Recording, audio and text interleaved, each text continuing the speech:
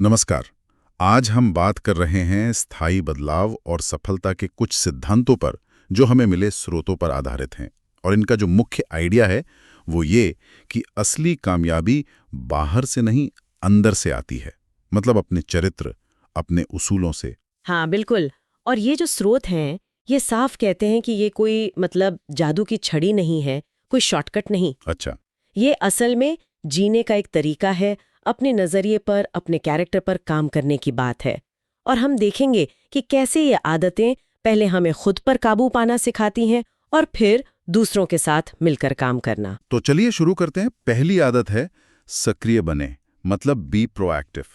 स्रोत कहते हैं कि ये सिर्फ पॉजिटिव सोचने से ज्यादा है। हाँ, काफी ज्यादा। इसका मतलब है ये मानना कि हम अपनी प्रतिक्रिया चुनने के लिए जिम्मेदार है। मतलब हम हालात के गुलाम नहीं हैं, हम चुन सकते हैं कि हमें कैसे रिस्पॉन्ड करना है। तो इसका मतलब ये हुआ कि अपनी एनर्जी उन चीजों पर लगाएं जिन पर हमारा कंट्रोल है, बजाय उनके जिनकी सिर्फ चिंता कर सकते हैं। बिल्कुल सही। स्रोत इसे कहते हैं प्रभाव का दायरा, सर्कल ऑफ इन्फ्लुएंस। यानी वो चीजें जिन पर हम सच में कुछ कर सकते हैं।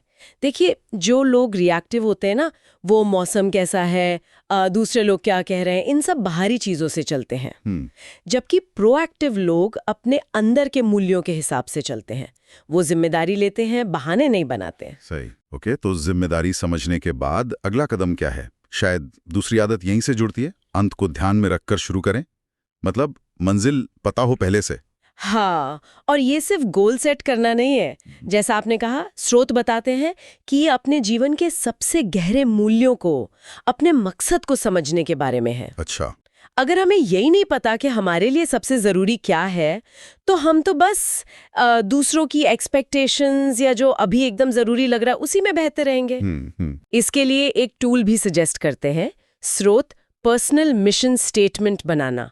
मतलब अपने उसूलों और लक्ष्यों को लिख लेना, ताकि रोज के फैसले उसी रोशनी में लिए जा सकें। समझ गया। तो पहले दिशा तय करो, फिर उस दिशा में बढ़ने के लिए कामों को प्राथमिकता दो। क्या यही तीसरी आदत आती है? पहली चीजें पहले रखें, पुट फर्स्ट थिंग्स फर्स्ट। ये तो थोड़ा टाइम मैनेजमेंट जैसा लग रहा है। लगता है, पर स्रोत कहते हैं ये उससे कहीं ज्यादा है। ये सेल्फ मैनेजमेंट है, खुद का प्रबंधन।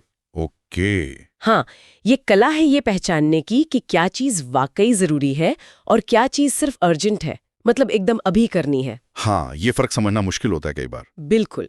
और ज्यादातर लोग अर्जेंट पर शायद कम जरूरी कामों में ही उलझे रहते हैं। ये आदत हमें सिखाती है कि उन कामों को पहले करें जो हमारे मिशन से जुड़े हैं, हमारे लक्ष्यों के लिए जरूरी हैं, भले ही वो अभी अर्जेंट ना लगें। और इसमें ये भी शामिल है कि जो कम जरूरी है उसे ना कहना सीखें। ना कहना भी एक कला है। तो ये पहली तीन आदतें हो गईं पर्सनल जीत के लिए। आत्मनियंत्रण, अनुशासन। इसके बाद हम दूसरों के साथ जुड़ाव की तरफ बढ़ते हैं। सही पकड़ा। स्रोत बताते हैं कि असली प्रभावशीलता अकेले नहीं आती, वो आती है दूसरों के साथ मिलकर काम करने से। इसे वो कहते हैं परस्पर निर्भरता या इंटरडिपेंडेंस। अच्छा। और यहीं पर आती है चौथी आदत, जीत जीत सोचें।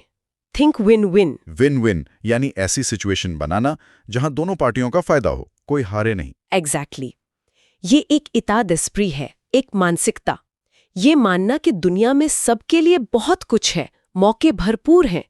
इसे अबंडेंस माइंडसेट कहते हैं स्रोत। ऐसा नहीं सोचना कि किसी की जीत के लिए दूसरे का हारना जरूरी है। ये इंटरेस्टिंग है, अबंडेंस माइंडसेट। हाँ, और इसके लिए हिम्मत भी चाहिए अपनी बात रखने की, और साथ ही दूसरों की जरूरतों और नजरिए को समझने का लिहाज भी। सही बात है। और जब हम दूसरों के साथ विन विन के लिए काम कर रहे हैं तो बातचीत, कम्युनिकेशन बहुत अहम हो जाता होगा। शायद यही पांचवी आदत आती है, पहले समझने की कोशिश करें, फिर समझाया जाए। बिल्कुल। स्रोत इस पर बहुत जोर देते हैं। कहते हैं कि ज्यादातर कम्युनिकेशन प्रॉब्लम्स इसलिए होती हैं क्योंकि हम सुनते वक्त ही अपना जवाब तैयार कर रहे होते हैं। हाँ, ये तो होता है। ये आदत सिखाती है सहानुभूतिपूर्ण सुनना, एम्पैथेटिक लिसनिंग। मतलब सिर्फ शब्दों को नहीं, बल्कि सामने वाले की फीलिंग्स, उसके नजरिए को सच में समझने की कोशिश करना, बिना जज किए। स्रोत कहते हैं कि जब लोगों को लगता है ना कि उन्हें वाकई समझा गया है, तभी विश्वास बनता है, और उसी विश्वास पर अच्छा सहयोग टिकता है। यानी समझ से विश्वास। और जब विश्वास हो तो शायद हम मिलकर कुछ ज्यादा बड़ा कर सकते हैं। क्या ये छठी आदत है? तालमेल बिठाएं, सिनर्जाइज। हाँ, सिनर्जी। स्रोत इसे क्रिएटिव कोऑपरेशन का शिखर मानते हैं। जब लोग खुले दिमाग से एक दूसरे के मतभेदों का सम्मान करते हुए साथ काम करते हैं, तो वो ऐसे नए और बेहतर समाधान निकाल सकते हैं जो कोई अकेला सोच भी नहीं सकता था। मतलब 1+1=3 जैसा कुछ। हाँ, या शायद 10 या 100। ये इस आइडिया पर बेस्ड है कि अलग-अलग नजरिए मिलकर कुछ ज्यादा बड़ा बनाते हैं। विविधता यहाँ ताकत है, रुकावट नहीं। लेकिन इसके लिए माहौल में सुरक्षा का एहसास होना जरूरी है, जो पिछली आदतों से ही आता है। ठीक है। और अब इतनी सारी अच्छी आदतें बना ली, इन्हें बनाए कैसे रखें? यहीं पर आती है 7वीं और आखिरी आदत, आरी तेज करें, शार्पन द सॉ। इसका क्या मतलब है? इसका मतलब है अपना ख्याल रखना, निरंतर खुद को रिन्यू करना। जैसे लकड़हारे को लकड़ी काटने के लिए आरी तेज रखनी पड़ती है, हाँ, वैसे ही हमें भी अपनी क्षमता बनाए रखने के लिए खुद को तेज रखना होता है। स्रोत इसके 4 पहलू बताते हैं। शारीरिक मतलब एक्सरसाइज, अच्छा खाना, आराम। मानसिक पढ़ना, सीखना, सोचना। भावनात्मक या सामाजिक रिश्ते बनाना, दूसरों की मदद करना, सहानुभूति। और आध्यात्मिक अपने मूल्यों को समझना, ध्यान करना, प्रकृति से जुड़ना। अच्छा, ये चारों जरूरी हैं। बिल्कुल। स्रोत चेतावनी देते हैं कि अगर हम खुद को रिचार्ज नहीं करेंगे तो धीरे धीरे बाकी सारी आदतें भी कमजोर पड़ जाएंगी। ये बर्नआउट से बचने और संतुलन बनाए रखने के लिए बहुत जरूरी है। तो कुल मिलाकर इन स्रोतों का निचोड़ यह है कि स्थायी सफलता और एक संतुष्ट जीवन का रास्ता बाहर की तकनीकें या हालात बदलने से उतना नहीं मिलता जितना अपने अंदर के उसूलों, आदतों और चरित्र को मजबूत करने से मिलता है। ये अंदर से बाहर वाला नजरिया है। एकदम सही। ये एक लगातार चलने वाला सफर है, कोई मंजिल नहीं।